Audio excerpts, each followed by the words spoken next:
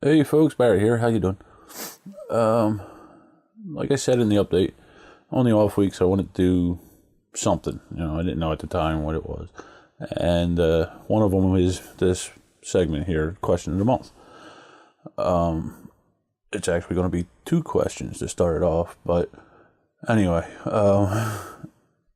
the next week I'm not sure yet. I got something in my head. I just got to see if I could get it to fly with my wife, and we'll see. But as you can see, Eldritch Horror's here set up. I just finished the filming of it the other day, Tuesday night, no, Wednesday morning.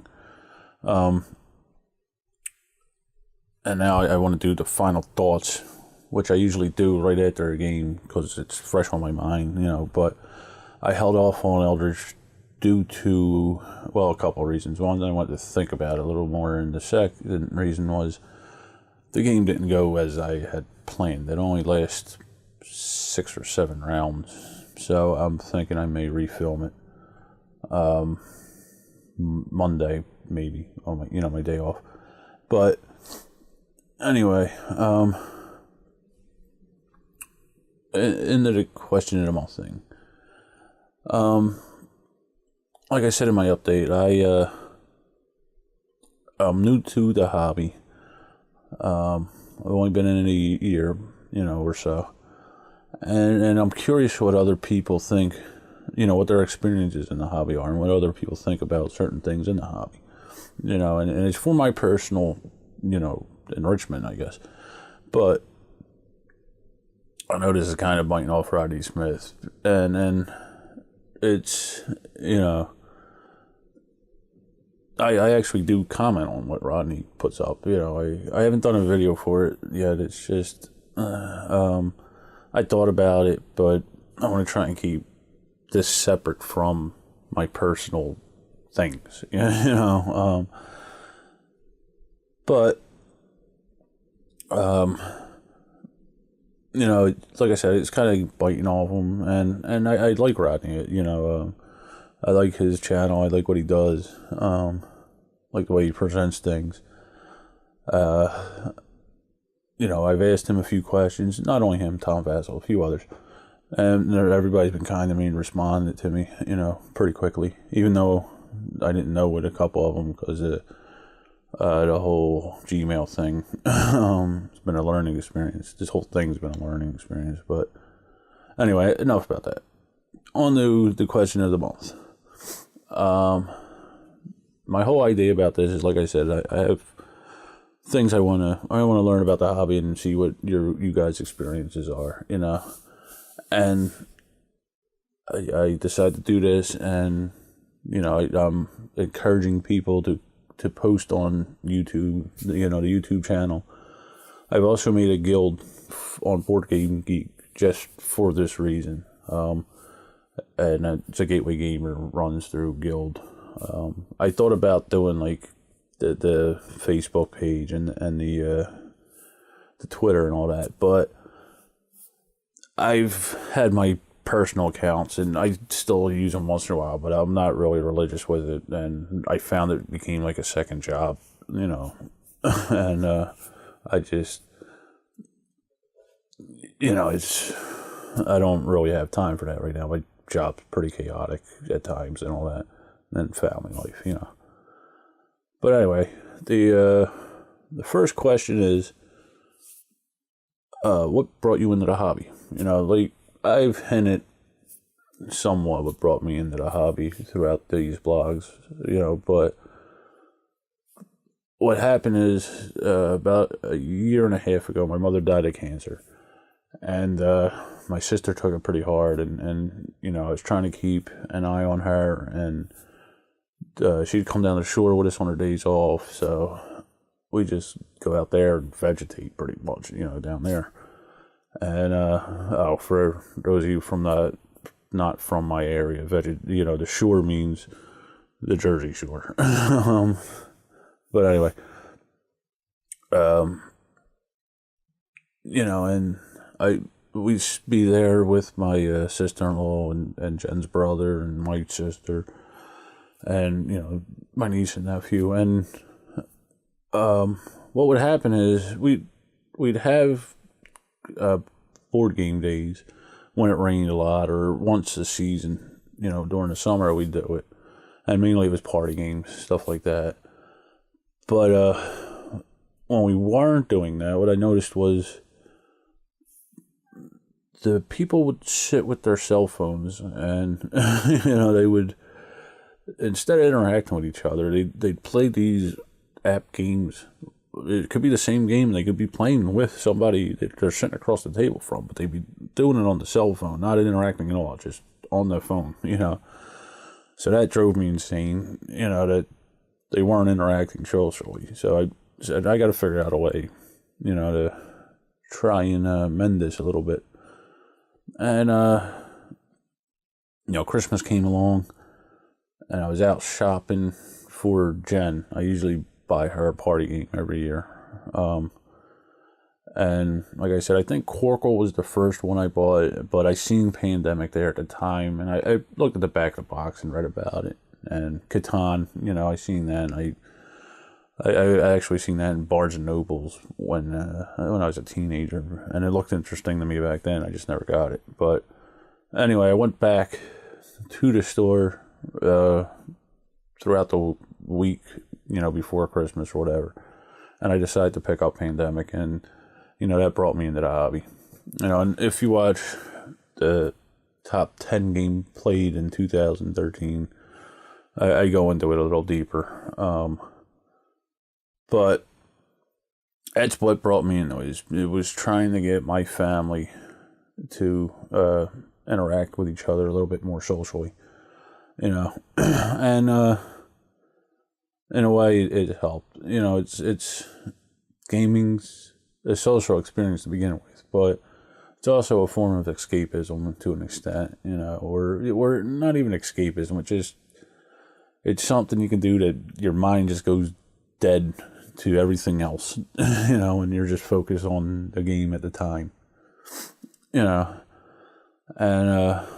since then, like I said, I've been in the hobby about a year, and I've learned a lot, not only about the hobby, but a little bit about myself, and a lot about this. Me and Jen were talking about me being passionate about the hobby, and I'm pretty stoic, and that's actually Jen's exact wording. You're a stoic person. I come from a hardcore Irish family, where if you ask about feelings, they'll tell you it's none of your fucking business. Probably should have edited that one out.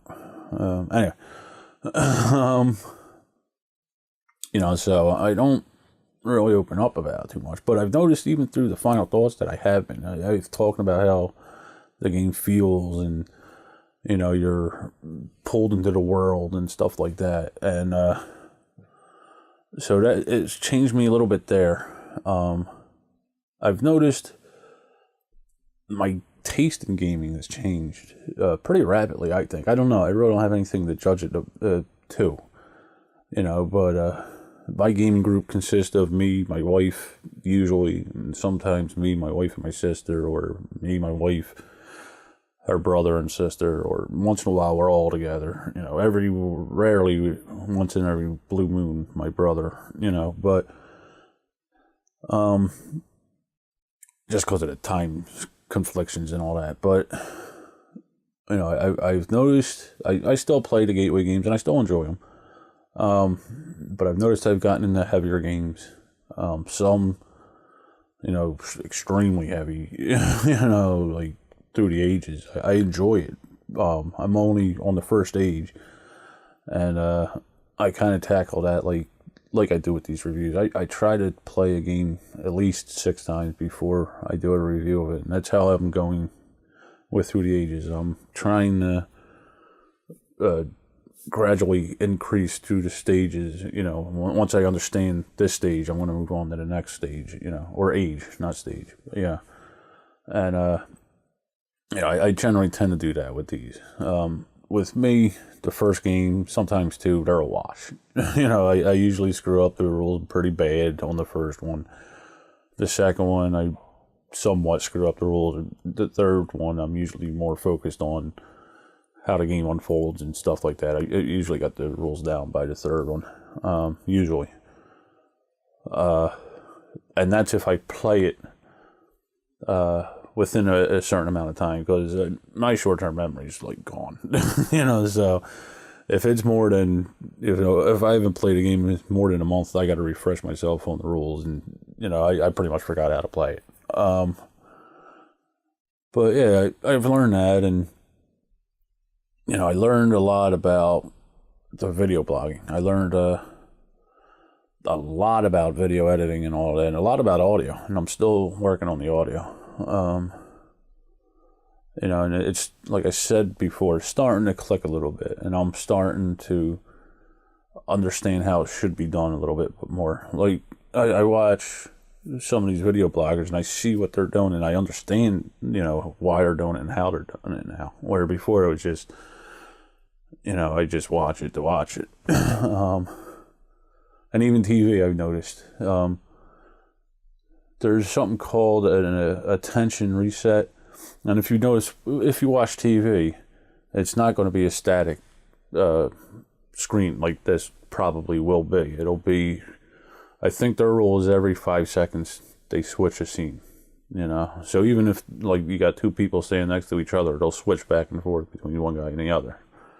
And if you've noticed, I started doing that a bit on these videos, not to that extreme, but I have been switching it up a good bit. And I learned, like I said, the audio. I learned I sound a lot like my uncle. I never noticed that before, but I do sound a lot like one of my uncles. I've noticed I gotta stop smoking because I can hear it when I talk through these videos. And I've also noticed I sound robotic at times, and there's a couple reasons for that. Me and Jen were actually talking about the other day. One of them is sometimes my mind goes so fast my mouth can't keep up, so I got to stop and try and let my mouth catch up, but then I forget what I was thinking, and so I pause to stop and think about what I was thinking. That's one. The other one is I got a back injury a few years ago, and sometimes I'm just in a lot of pain, and sometimes you can hear that with me groaning and moaning, when I'm stretching or something, or it's, I'm thinking about which way I'm going to shift, stuff like that. And like I said, the whole video thing in general, I learned quite a good bit about lighting and all that. And I know I bring this up a lot in these videos, but my theory on that is, if other people are watching this decide to start to do something like this, they could kind of learn through my mistakes. The first thing I would have done if I could redo it is put a little bit more time into it in the beginning, a little more homework. I actually did about a month or so before I actually started doing this. I did do a few just to get a handle on what I was doing and an idea of how I wanted to go and all that. And like I said, it evolved from just this being something for the family, because I'm the one that evangelizes the gaming hobby. It went from here's how to play it, watch this while I set up, to I'll just do a run through and put it up on YouTube, to all right, so I played the game, but nobody knows the breakdown of this and that. So, the rules got added in, and then the component section and all that. It's just evolved from the original idea. And, and it all came down to just me trying to get my family together and, play a board game. So I know I just went through a big 360 to get back to that, but bear with me, please. So that's the first question. How did you guys get into the hobby? What what brought you into it? You know, was it something you did as a kid, or was it something you got into recently, like I did, or you know, what got you into it? The second question is, I touched on this briefly through the in the update, and that was the gaming group. I do not belong to one. Excuse me. I do not belong to one. And I have one not that far from me, about 2 miles over in Newark. I live just outside of Newark, Delaware, and I have a local game shop there called, and there's a train. It's called Days of Nights. And I go there often. And every time I'm there, they ask me to go to this board game night on Tuesday nights. And in the beginning, it was just because of my work schedule being so chaotic at times, you know. And that's part of it. Part of it was, you know, there's still a stigma on the hobby, I think. And part of it was that, you know, the stereotypes and all that. Part of it was my level of gaming, I think. You know, I'm new to the hobby, about a year, and I can see going to one of these people being in the higher level than I am, you know, like playing more in-depth games. Not that that would bother me, but I don't know if they'd be willing to, you know, pace themselves with me as I learned, you know, or if it would be even worth playing, you know, with a beginner like that, you know. So that's part of it, you know. And I've listened to like the Secret Ball and all that, and they hinted on stuff like that, like they didn't work out with certain groups, you know, because of age differences or whatever, you know. And just recently they hinted on that, and you know, that's why I threw that in here. I was curious about how you guys feel about gaming groups, or you know, if you belong to one or more than one, you know, what your experience is and all what that is. And like I said, I encourage you to leave comments either underneath this video, you know, in the comment section, or go to the guild. I'm gonna make an entry there for this question of the month thing. I have some new subscribers, and I wanted to stop and take the time to thank these guys for taking the time out of your day to watch these.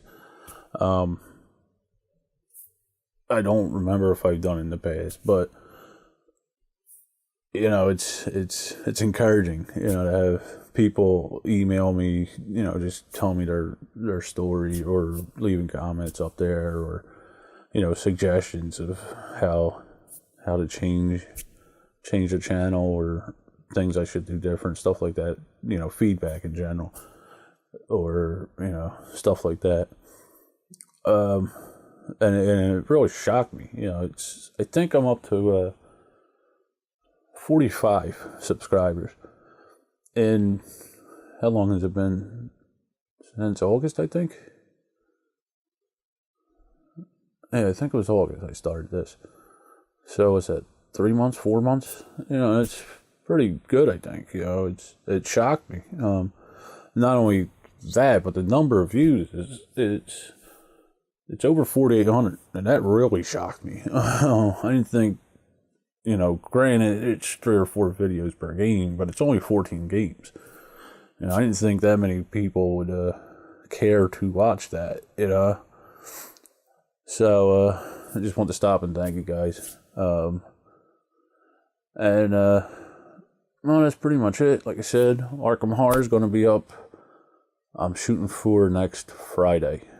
Thursday, Friday. I got to see. I've edited the first half of it, the component section. I'm working on the actual gameplay now. I want to see.